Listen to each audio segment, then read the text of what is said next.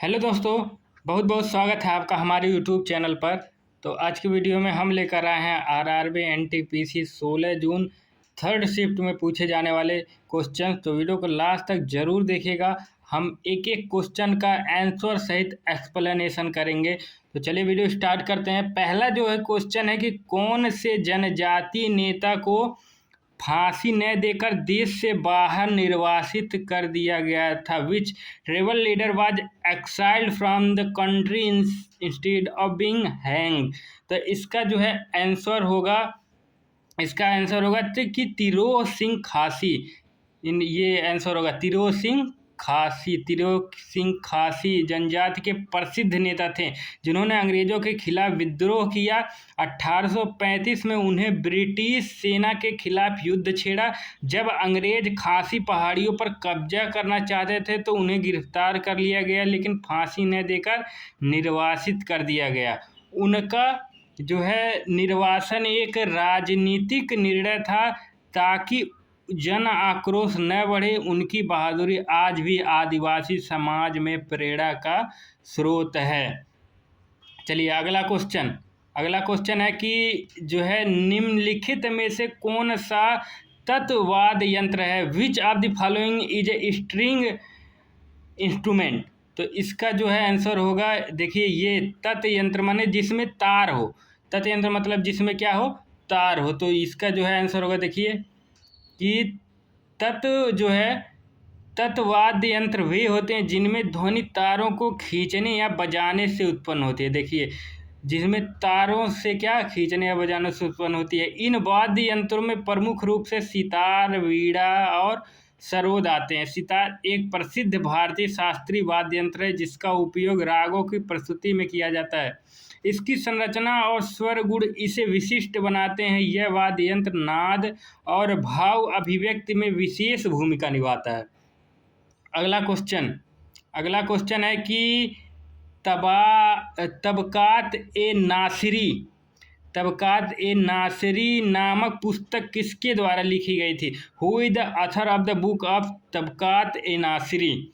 तो देखिए इसका आंसर क्या होता है। इसका आंसर जो है होता है तबकात ए नासिरी जो है एक ऐतिहासिक ग्रंथ है जिसे 13वीं सदी के इतिहासकार मिन्हाज उस सिराज, इसका आंसर क्या होगा? मिन्हाज उस सिराज ने लिखा था। यह पुस्तक गुलाम वंश व उसके शासकों का विस्तृत वर्णन करती है। इसमें तत्कालीन सामाजिक और राजनीतिक व्यवस्था की जानकारी भी मिलती है। यह पुस्तक सुल्तान नसीरुद्दीन महमूद को समर्पित है। यह इतिहास के छात्रों के और शोधकर्ताओं के लिए महत्वपूर्ण दस्तावेज है जो उस युग के शासन और घटनाओं को समझने में मदद करता है।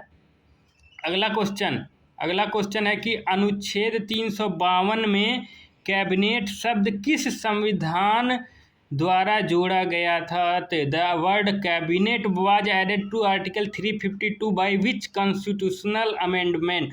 अनुच्छेद 352 में कैबिनेट शब्द किस संविधान संशोधन द्वारा जोड़ा गया था? तो देखते हैं इसका आंसर देखते हैं। अनुच्छेद 352 में कैबिनेट शब्द 44वें संविधान संशोधन 1978 द्वारा जोड़ा गया था। इसका उद्देश्य यह सुनिश्चित करना था कि आपातकाल लागू करने का निर्णय प्रधानमंत्री अकेले न ले सके। इसके लिए पूरी मंत्रिपरिषद के लिए लिखित सिफारिश आवश्यक कर दी गई। यह संशोधन 1975 से 77 की आपातकालीन स्थिति के दुरुपयोग से सीख लेकर लाया गया था ताकि लोकतांत्रिक प्रक्रिया की जो है रक्षा हो सके। अगला क्वेश्चन जो है कि निःशुल्क जो है कानूनी सहायता संविधान के किस अनुच्छेद में दी गई? निःशुल्क जो है कानूनी सहायता संविधान के किस अनुच्छेद में दी गई है? तो free legal aid is in which article of the Indian constitution? तो इसका आंसर देखिए अनुच्छेद 39A। अनुच्छेद 39 संविधान की एक नीति निदेशक तत्व है जो राज्य को यह निर्देश देता है कि वह गरीबों और कमजोर वर्गों को मुफ्त कानूनी सहायता प्रदान करें। इसका उद्देश्य यह सुनिश्चित करता है कि किसी भी नागरिक को आर्थिक कमजोरी के कारण न्याय से वंचित न रहना पड़े। यह 42वें संशोधन द्वारा जोड़ा गया था और यह सामाजिक न्याय की अवधारणा को मजबूत करता है। चलिए अगला आंसर, अगला देखते हैं क्वेश्चन। पावर पॉइंट में एक नया प्रोजेक्शन खोलने के लिए किस पर क्लिक करना होता है? जो है पावर पॉइंट में प्रोजेक्शन खोलने के लिए किस पर क्लिक करना था? What must be clicked to open a new presentation in PowerPoint. तो देखते हैं इसका आंसर जो है, इसका आंसर देखते हैं। पावर पॉइंट में नया प्रोजेक्शन खोलने के लिए उपयोगकर्ता को फाइल मेनू में जाकर न्यू विकल्प पर क्लिक करना होता है। इससे एक नया स्लाइड शो तैयार किया जा सकता है। यह कार्य विशेष रूप से तब किया जाता है जब कोई नई प्रस्तुति बनानी हो। इसमें विभिन्न टेम्पलेट भी मिलते हैं जिसके उपयोगकर्ता अपनी आवश्यकताओं के अनुसार प्रस्तुत बना सकता है। अगला क्वेश्चन देखते हैं। अगला क्वेश्चन है कि भारत में कुल कितनी अनुसूचित जनजातियां हैं? How many scheduled tribes are there in India? तो कितनी अनुसूचित जनजातियां हैं? तो इसका आंसर देखते हैं। भारत में कुल 705, भारत में कुल कितनी 705 अनुसूचित जनजातियां अधिसूचित की गई हैं, जो 2011 की जनगणना और संविधान के अनुच्छेद 342 के तहत मान्यता प्राप्त हैं। ये जनजातियां सामाजिक, सांस्कृतिक और आर्थिक रूप से विविध हैं और इन्हें विशेष अधिकार व संरक्षण प्रदान किया गया है। इनमें से कई जनजातियां दूर दराज और वनों में निवास करती हैं। सरकार द्वारा इनके लिए विशेष योजनाएं चलाई गई हैं, ठीक, चलाई जाती ताकि उनका समग्र विकास हो सके। अगला क्वेश्चन, भारत की पूर्व से पश्चिम तक लंबाई कितनी है? तो what is the east west length of the India? तो इसका आंसर होगा, देखिए, भारत की पूर्व से पश्चिम की लंबाई लगभग 2933 किलोमीटर, जो अरुणाचल प्रदेश से गुजरात तक फैली हुई है। यह विशाल भूभाग देश की भौगोलिक विविधता को दर्शाता है। इस दूरी में कई भाषाएं, संस्कृतियां, जलवायु पाई जाती हैं। देश की प्रशासनिक और सामाजिक नीतियां इस विविधता का विशेष महत्व है। यह लंबाई भारत की क्षेत्रीय एकता और विविधता का प्रतीक है। अगला क्वेश्चन देखें। थार मरुस्थल में कौन सी वनस्पति पाई जाती है? Thar which vegetation is found in the Thar desert? मतलब थार मरुस्थल में कौन सी वनस्पति पाई जाती है? तो इसका आंसर देखते हैं। थार जो है मरुस्थल में मुख्य रूप से मरुस्थलीय वनस्पतियां पाई जाती हैं, जैसे कीकड़, बबूल, थोर और कैक्टस। याद रखिएगा, कीकर, बबूल, थोर, कैक्टस आदि। यह वनस्पतियां बहुत कम पानी में भी जीवित रह सकती हैं। इनके छोटे पत्ते और कांटेदार होते हैं, जिससे पानी का वाष्पीकरण कम हो सके।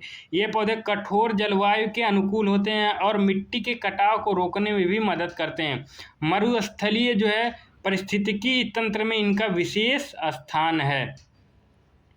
अगला क्वेश्चन, वेब जो है शिखर सम्मेलन 2025 कहाँ आयोजित किया जाएगा? Where will be web summit 2025 will be held? इसका आंसर देखते हैं। वेब समिट 2025 का आयोजन लिस्बन, कहाँ किया जाएगा? लिस्बन, पुर्तगाल में 10 से 13 नवंबर के बीच किया जाएगा। यह सम्मेलन तकनीकी स्टार्टअप उद्यमियों, निवेशकों और नवाचार प्रेमियों के लिए एक वैश्विक मंच है। इसमें दुनिया भर से बड़ी टेक कंपनियों का जो है हिस्सा लेंगी। यह सम्मेलन नवाचार, कृत्रिम बुद्धिमत्ता, साइबर सुरक्षा जैसे विषयों पर केंद्रित रहता है और यह तकनीकी उद्योग की दिशा तय करने में महत्वपूर्ण भूमिका जो है निभाता है। अगला क्वेश्चन है, एक्सेल में कार्य पुस्तिका को सहेजने के लिए कौन सी शॉर्टकट कुंजी होती है? What is the keyboard shortcut to save the workbook in Excel? तो इसका आंसर देखते हैं। माइक्रोसॉफ्ट एक्सेल में वर्कबुक को सहेजने के लिए कंट्रोल+ या शॉर्टकट कुंजी का उपयोग किया जाता है। यह कुंजी उपयोगकर्ता को शीघ्रता से डेटा सेव करने में मदद करती है। बिना सेव किए कंप्यूटर बंद होने या त्रुटि होने पर डेटा नष्ट हो सकता है, इसलिए बार बार कंट्रोल+ दबाने की आदत लाभकारी होती है। यह कुंजी बोर्ड आधारित दक्षता का एक अहम हिस्सा है। अगला क्वेश्चन देखते हैं। अगला क्वेश्चन जो है, शिवालिक पहाड़ी जो है कहाँ तक फैली हुई है? तो इसका आंसर देखते हैं। देखिए, शिवालिक पहाड़ी जो है हिमालय से दक्षिणी श्रृंखला जो जम्मू कश्मीर से लेकर अरुणाचल तक फैली हुई है। ये लगभग 1600 किलोमीटर लंबी और 10 से 50 किलोमीटर चौड़ी है। इन पहाड़ियों के उत्तर में हिमालय और मध्यवर्ती श्रृंखलाएं और दक्षिण में दून घाटियां स्थित हैं। ये पहाड़ियां नई और कमजोर चट्टानों से बनी होती है, जिससे भूस्खलन की संभावना अधिक होती है और यहाँ जैव विविधता भी अत्यधिक पाई जाती है। अगला क्वेश्चन देखते हैं, which female singer was posthumously awarded the Padma Vibhushan in 2025। मतलब जो है कौन से जो है महिला को सिंगर को वो जो है मरणोपरांत जो है अवार्ड पद्म विभूषण मिला। तो इसका आंसर देखते हैं कि 2025 में प्रसिद्ध गायिका वीणा सहस्त्रबुद्धे को मरणोपरांत पद्म भूषण से सम्मानित किया गया। वह हिंदुस्तानी शास्त्रीय संगीत की प्रमुख गायिका थीं और ख्याल, भजन और मराठी संगीत में विशेष योगदान के लिए जानी जाती थी। उनका गायन भावपूर्ण और शास्त्रीयता से परिपूर्ण था। उन्होंने भारतीय संगीत को अंतर्राष्ट्रीय स्तर पर पहचान दिलाने में अहम भूमिका निभाई थी। अगला क्वेश्चन देखते हैं। अगला क्वेश्चन ये लास्ट था। अगर वीडियो आपको पसंद आए तो वीडियो ज़्यादा से ज़्यादा लाइक करें, कमेंट करें एंड शेयर करना ना भूलें। धन्यवाद।